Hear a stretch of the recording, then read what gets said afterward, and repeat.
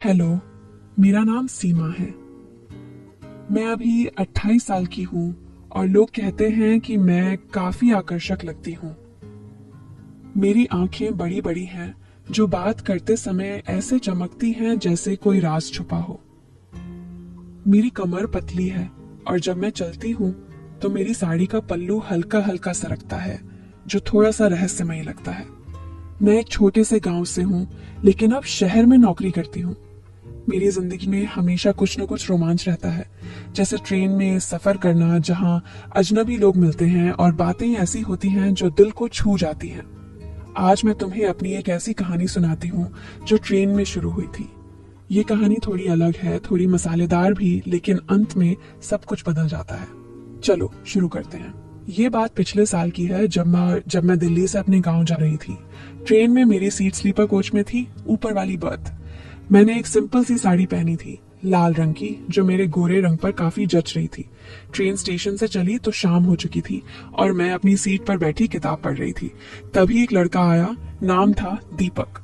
वो लगभग 25 से 26 का होगा, लंबा चौड़ा, और उसकी आंखों में एक चमक थी। वो मेरी वाली कंपार्टमेंट में नीचे वाली सीट पर बैठा। बहन जी, क्या ये सीट खाली है? उसने पूछा और उसकी नजर थोड़ी देर मेरी तरफ रुकी, जैसे वो मेरी साड़ी के फोल्ड्स को देख रहा हो।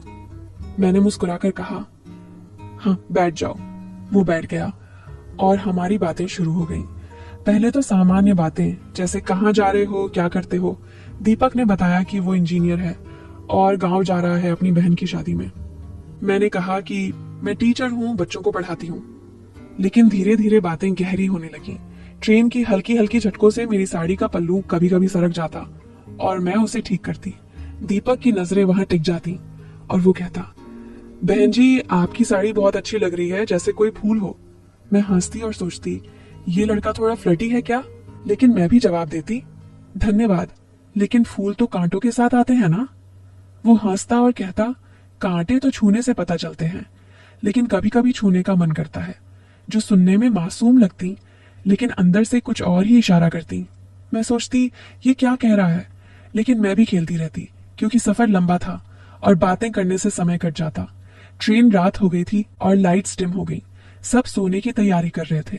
दीपक ने कहा, बहन जी ऊपर वाली बर्थ पर चढ़ना मुश्किल होता है ना, अगर मदद चाहिए तो बताना। मैंने कहा, नहीं मैं खुद चढ़ जाऊंगी, लेकिन अगर गिर गई तो? वो मुस्कुराया, तो मैं पकड़ लूंगा, चिंता मत करो। उसकी आवाज में एक गर्माहट थी, जैसे वो कल्पना कर रहा हो कि मैं गिरूं और वो मुझे थामे। मैं ऊपर चढ़ गई, लेकिन मन में एक उत्तेजना थी। रात में ट्रेन की आवाजें और नीचे दीपक की सांसें सुनाई देती। मैं सोचती रहती, क्या ये लड़का कुछ करेगा, क्या बातें आगे बढ़ेंगी? लेकिन कुछ नहीं हुआ। ऐसा नहीं हुआ, बस बातें ही चली।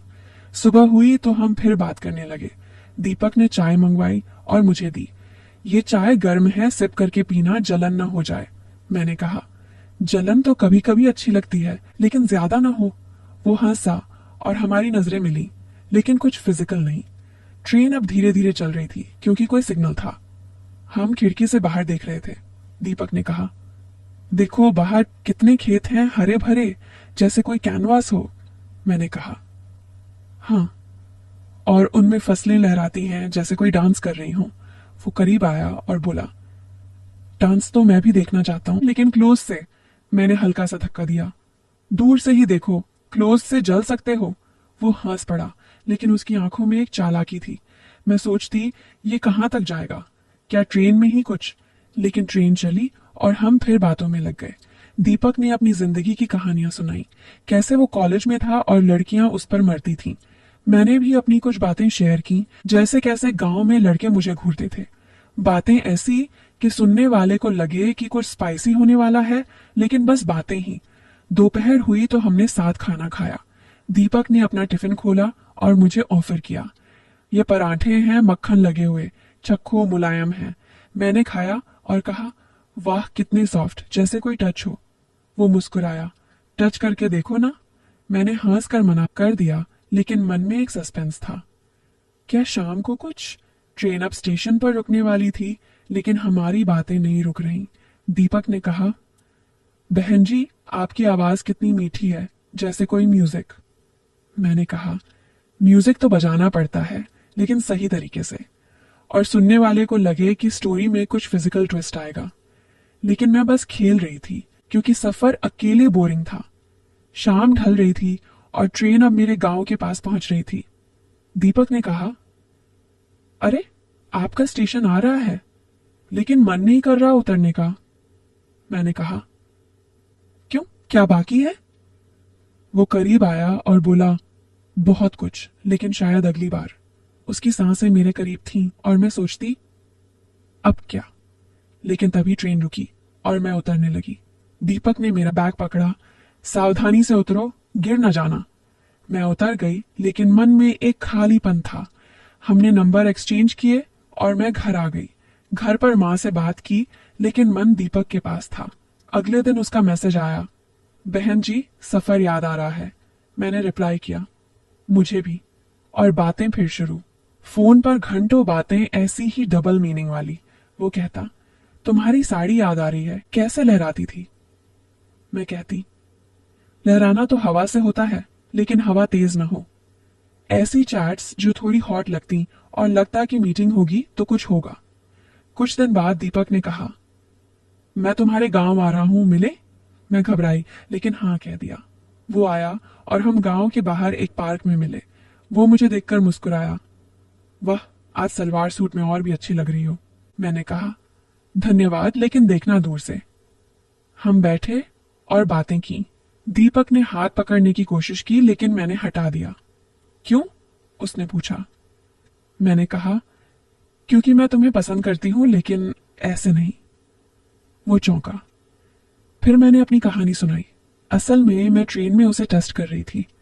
मैं एक सोशल वर्कर हूं जो लड़कियों को ऐसे लड़कों से बचाने का काम करती हूं जो सिर्फ फिजिकल चाहते हैं। लेकिन दीपक अलग था। उसकी बातों में भी एक सच्चाई थी। हमारी बातें आगे बढ़ी और पता चला कि दीपक भी एक एनजीओ में काम करता है, जहां वो बच्चों को पढ़ाता है। वो ट्रेन में सिर्फ फ्लर्ट कर रहा था, लेकिन असल में वो शादीशुदा नहीं, बल्कि एक अच्छा इंसान है जो रिश्ते की तलाश में था। धीरे धीरे हमारी दोस्ती प्यार में बदली। कोई फिजिकल नहीं, बस भावनाएं। अंत में हमने शादी कर ली। आज हम साथ हैं और वो ट्रेन वाली बातें अब हंसी में याद करते हैं। थोड़ी मसालेदार थीं। दीपक अब कहता है, तुमने मुझे सिखाया कि असली प्यार बातों से आगे है, और मैं हंसती हूँ। ये कहानी ऐसी है, लेकिन अंत में वो भी कहते हैं, वाह, अच्छी स्टोरी, क्योंकि प्यार की जीत हुई।